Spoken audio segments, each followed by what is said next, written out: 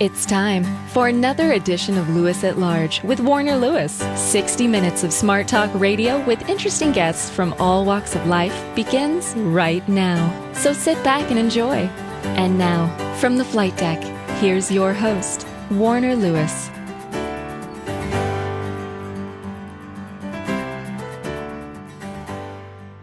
Well, welcome everybody to another segment of Lewis at Large. Here's truly Warner Lewis from the flight deck. And that, of course, means there's some smart talk radio in your future, and this segment, no exception. We're going to be talking, this is going to be a good one. We're going to be talking to Robert Rangel, and the work is called The Organ Grinder's Monkey, a true account of working for the richest family on earth. And what's that all about? Who's Robert Rangel? Here's who he is. He's a native of L.A.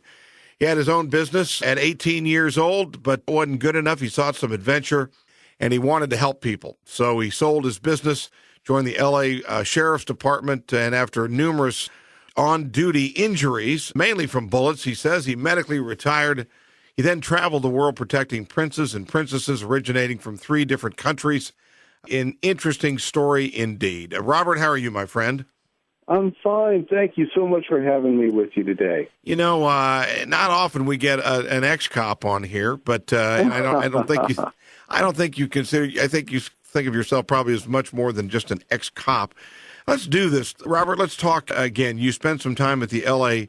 Sheriff's Department. You share with our Lewis at Large listeners some stories from there, because that alone would probably fill a book right there. Well, you know, it's funny you say that. One of the books I'm working on is called The Red Dot Club, where I'm going to take the readers right through a bunch of different shootings, millisecond by millisecond, as the officers and deputies fought for their lives. And these are all true stories. That's one of the things I'm working on. But yes, there's never a dull moment. Actually, there are some dull moments, and then there's other moments where it's just crazy. I've been in car chases where my car's caught on fire, trying to slow down from 110 miles an hour, foot pursuits, shootings, fights. All that stuff is real. It does happen over the course of a career. I'm curious as to what was the most satisfying as you look back on your law enforcement career. What was the most satisfying, and what maybe for you personally might have been the biggest disappointment?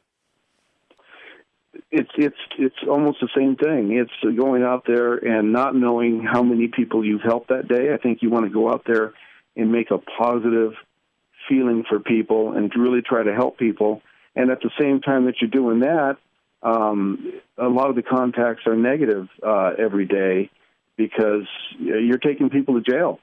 And sometimes it's situations where you really don't have a choice. You'd like to be able to take a different route maybe, but you just don't have a choice. So there's some really heartbreaking things. I've seen kids get killed. 14-year-old people, get killed because they wouldn't listen to what I told them to do, stay away from certain areas, things like that. Heartbreaking. And on the other hand, you do get to help some people along the way. I think it's the best thing I've ever done. Probably working in law enforcement is sort of a morality play almost every day for you. I'm curious, did you walk away, do you feel better about the human race from what you saw, or do you ultimately feel worse? Wow, you're really, this is interesting question here, because both, you see the very, very good, the best in people in the worst situations, and you see the worst of people also. I think it's the hardest part about it for me personally, I think, is I come from a place now where I see things that other people don't see, and I understand things I think that people don't get, and I don't have a lot of patience for the lies. So that kind of isolates you in a different group from shall we say, normal humanity. Do you, law enforcement obviously takes some very special training from the time you began your career till the time you end. Do you think we've got better trained, better informed, better equipped to do the job, law enforcement people? What do you think overall? Oh, absolutely. I mean, you got to remember when I came on the job that we had 6 bullets in our gun. And, not to be morose here, but I've shot people. My partner and I, one of the shootings I was in, we shot the guy 7 times before he went down. If I was alone, I wouldn't have had enough bullets to handle the situation. In that sense, our equipment is better, the training is better. The thing that's hurt us more than anything else is this political correctness. We talk about profiling and stuff like that. It's such a bunch of baloney. I've had my best friends, black friends, Hispanic friends. I'm Hispanic. I've got Chinese friends. I don't care what color anyone is. What I care about is, are you out there hurting people, and how can I stop you? And when I stop people on the street, I did it based on what our crime broadcasts were. I mean, if we go in a briefing, we say there's a bunch of this type of a person, male, this race, doing these burglaries, robberies, that's who I'm looking for. Is that profiling? Yeah, but it's profiling based on information I have. No one ever talks about that, and I think it's detrimental to what we do as police officers not to be able to focus on who we know is really doing the crimes. Well, again, if you just joined us, yours truly, Warner Lewis from the flight deck of Lewis at Large Radio, and this segment talking to Robert Rangel. He was a LA Sheriff's Department officer for a long, long time, sold that, had his own business. He's done all kinds of things. He's also traveled the world protecting princes and princesses, which we're going to get into now. And the resulting career is one of tremendous, undoubtedly satisfaction, incredible personal wealth to him, of course, and the resulting book, The Organ Grinder's Monkey. Hey, Robert, let's start here. Talk to us about the title, undoubtedly referencing something in the book. Yes, correct. I think the book is full of metaphors, which some people really like. When you're working for a royal family, there really is no such thing as the word no in their vocabulary. They ask you for something, they expect you to do it. Sometimes it is so outlandishly ridiculous that it's near impossible to make it happen, or even impossible. But even when that's the case, you have to be able to work around it. And so I likened it to being a slave. There are no rules. There's night is day, day is night. We're not worried about when you sleep or if you ate or anything like that. All we're worried about as you're a royal family member is getting the job done. And so I likened it to being a slave, and I tried to figure out what would be the worst slave in the world. Well, when I went to the animal kingdom, I came up with a little monkey. A little monkey on the hot sidewalk being yanked by that organ grinder who's having a great old time collecting all the money, cranking out the money, cranking out that music, giving me the money, yanking on your chain, and making you dance on that hot sidewalk. And that's how I came up with that title. All right. Well, again, we know you spent years in law enforcement. You know you wanted to travel the world. We know you wanted to help people. Tell us how the journey began. It was an accidental thing, as a lot of my life is that we plan our life out and a lot of things happen. I thought it was a joke. One of my ex-partners told me, Robert, there's the richest family on the earth. They're royal. They're a royal family, and they're looking for someone here in Los Angeles to help them out. You just retired as a detective. I think you'd be really good. And I was on the phone, and are you out of your mind? And what are you talking about? Richest family on earth, royal family. You're crazy, but it turned out to be true. And so I started working for the director of security, and there I was. I mean, I started one day, and I was with them the rest of the time until the detail ended. When you did that, excited, anxiety, a little bit of everything, what were your emotions like? I pride myself on always doing a good job. So I think I have a little more anxiety than the normal person does going into any situation. I want it to be right. I want it to be perfect. And I didn't really know what to expect. So I had a lot of anxiety knowing that they were, number one, mega wealthy, number two, that they were royalty. And so, but I'm a pretty quick study, and I kind of looked at how everybody was acting and reacting to the royal family. And so I got myself dialed in pretty quick there.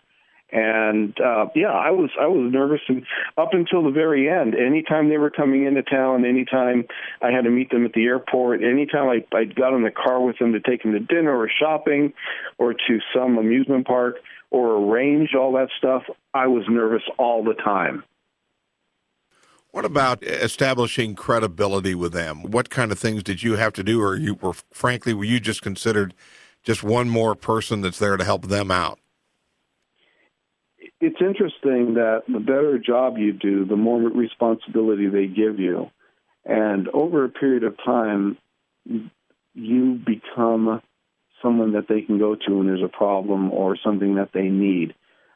And as that happens, you gain more recognition throughout the country or throughout the airports, or because you're dealing with people that make things happen. And thus the job becomes a little bit easier. So I think one of the chapters in there, is the real deal. You becoming the real deal yourself, knowing everybody from the person that valet parks your car at the hotel to the limo drivers to anybody that can get you in and out of Disneyland or a table at the best restaurant in Beverly Hills. Did you? Let me ask you something, Robert. Are there a lot of you around the world, and by that I mean American law enforcement people or former military, maybe police or military personnel that are doing roles similar to what you did? I think, yes, there are. And the thing is, you become known to the other people also. I think if you were to equate me to, let's say, a religion, I would have been like a bishop in that hierarchy. I was pretty well known. I was known as being able to get things done. I had princes who were in the same hotel at the time that I was with another prince, and their security would come up to me and say, "My prince wants you to come talk to him." And I would go talk to this prince very quickly and said, "Look, I've seen you. I know who you are. I've heard your name. I know who you work for. You have to come work for me exclusively." I've had that happen numerous times. So it's all your reputation, and people observe you and see how you work and how you get things done. It's a closed off world a little bit, but your reputation gets out there among that group. So you kind of had a little bidding war going on there. I think so. I did, yes. Well, okay. Let's get a little bit more specific here. Robert, tell us exactly what your duties were. And again, some of the people that you worked for, you kind of alluded to those a little bit, but take us through a typical day for you. Well, there were typical days and there were atypical days. A typical day depended on, it all depended on who you were working for. If you're working for a female princess, normally, as all women in the world do, they like to shop. And so be prepared for a long, long, long day of shopping, and then maybe a nice dinner, and off to bed. If you're with a prince, depending on his age and what he does, you're probably going to be doing a little bit of shopping, some amusement parks here in L.A. or wherever you are, and he may or may not have some cargo with him that he brought, meaning female friends, whether he's married or not married, that are staying in another room or another wing or another hotel, and you've got to arrange all that and make sure they keep separate from the wives. So you may be escorting them over there to see his friends, so for some liaisons. It really depends on who you're working for. When you were to do that kind of work, liaison work like that, because you were working for the male and the female from time to time, obviously you were sworn to secrecy about everything that you were doing, but was it awkward knowing certain things within a marriage that the other spouse didn't?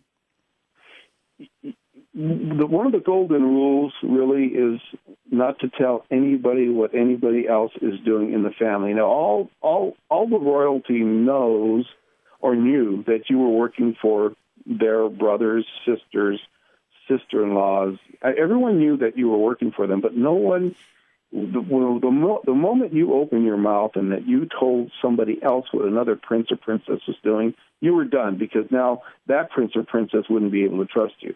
So you had to be able to keep your mouth shut. What about those that, And again, I know you can't talk specifically about who you worked for, but tell us what parts of the world you were working. I wrote the book, the co-author and I wrote the book, and he was involved a little bit longer than I was. But depending on the family I worked for, I've been to Mexico, I've been to Europe, and then I've been all over the United States, New York, Las Vegas, San Francisco, Hawaii, just to name a few, New Mexico. Some of the other places that the book will take you would be into Singapore and Brunei. So I'm curious, was this 24/7? You would live at their residence, or were you ever allowed some time off?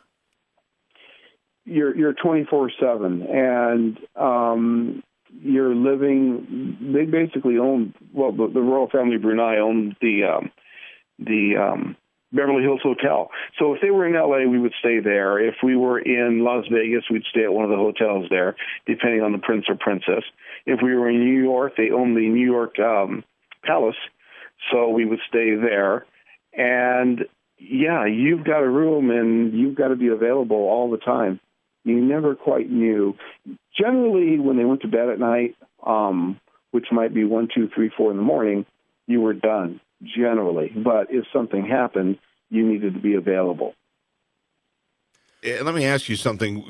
What it would seem to me, a lot of this probably was just sort of fundamental, driving people around and just making sure that nothing too difficult ever happened during their day. But undoubtedly, there were times that you were really called upon to use some of your law enforcement skills. Share some of that with us. Typically, what you're doing is you're making things happen smoothly. So hopefully, and depending on the family, some of the family members are very, very good at this, some were not. But you knew where you were going. So you would plan out the route. You would go there if you had time, or at least make a phone call and let the venue know. I'm traveling nationally and internationally with a very wealthy, powerful family, and we are interested in coming to your restaurant, for instance. Or if they knew you, you could tell them, "Oh, it's Robert with Brunei." They would know who you are if you'd been there before, and you would arrange things like that. So you knew what was going on. So basically, your skills. Believe it or not, and this may come as a shock to some people because of perceptions that they have from television, but detectives have an ability to communicate verbally very well with people. And I think that was the best skill that I had, that I was able to bring to the table. Yes, I've been in shootings. Yes, I've been in the fights and all that stuff. But really, what you want to do is be able to avoid that. And by avoiding it, you're planning. You're doing a lot of planning ahead of time. The book talks about a lot of that stuff. I went one time from Los Angeles, worked overnight. The next morning, I flew to Hawaii, worked overnight, got the family in there, flew back to L.A. after staying overnight in Hawaii, flew back to L.A., worked overnight in L.A. again. They arrived in L.A., got them into L.A., then I flew out the next morning over to Las Vegas, worked overnight there, and then they flew into Las Vegas, and I got them in, and I got to sleep. So I was up for 4 days straight, from L.A. to Vegas, L.A. to Hawaii to L.A., and back to Vegas again in 4 days with no sleep. Robert, that kind of stuff. Looking back on it, was this career, was it lucrative financially for you? They paid us okay. They paid us well. I don't know if you were to divide the hours up into how much you were making an hour, that we were really making that much money. How'd you know when you were sort of done? How'd you know when you woke up one day and said, "I don't want to do this anymore"? Well, I think that you always are thinking that, I don't know if I could do this again. The problem is that if anybody were to Google the billionaire playboy, Prince Jeffrey, they would understand how this all ends. It's not a secret. He was accused of embezzling $14 to $19 billion from his own family, from his own country. And there were lawsuits and arrests and warrants and things like that, which stopped them from traveling, which is how this ended with the royal family of Brunei. Well, now I got a question for you. It's 2014. You've been in L.A. Sheriff's Department. You've worked overseas. You worked for royal families, traveled the world. Now you've written a book. So what's next? Secret Service? Oh, no. That's too close to what I did before. I do backgrounds for police who are candidates, guys and girls, men and women that want to be police officers, make sure that they're vetted properly and that they qualify to be police officers.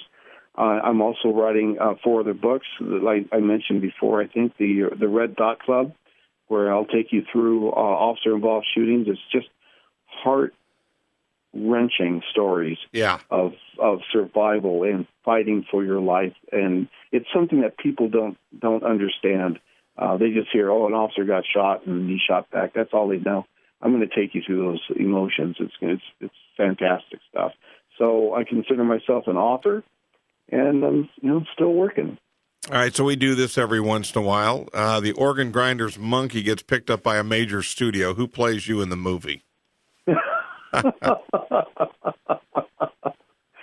Oh boy, it'd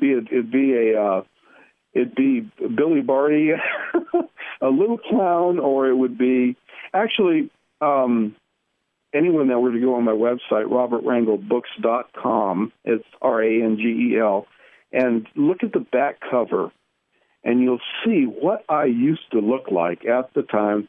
It's an older picture, and I use that picture on purpose to show people what I used to look like when I worked for that royal family. I think some tall, reasonably good-looking Mexican guy, if there are any actors out there, I think it would make a great miniseries. There's just too much stuff that happened for it to be one movie. It's got to be divided up into different segments. So Antonio Banderas, or what do you think? Yeah, without the accent. Okay. Who's that guy? He's got those nice dimples there, and I think Mario Lopez, is that correct? Yeah.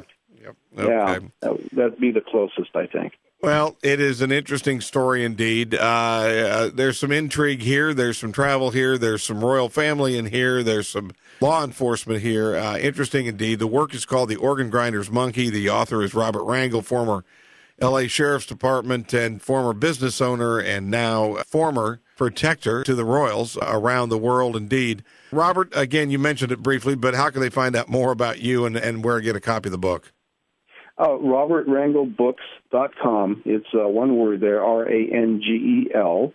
And they can go to my website to get a taste of the first chapter, see the other books that I'm looking at, see if you like my style. It's a conversational, kind of in your face a little bit style, the way cops talk.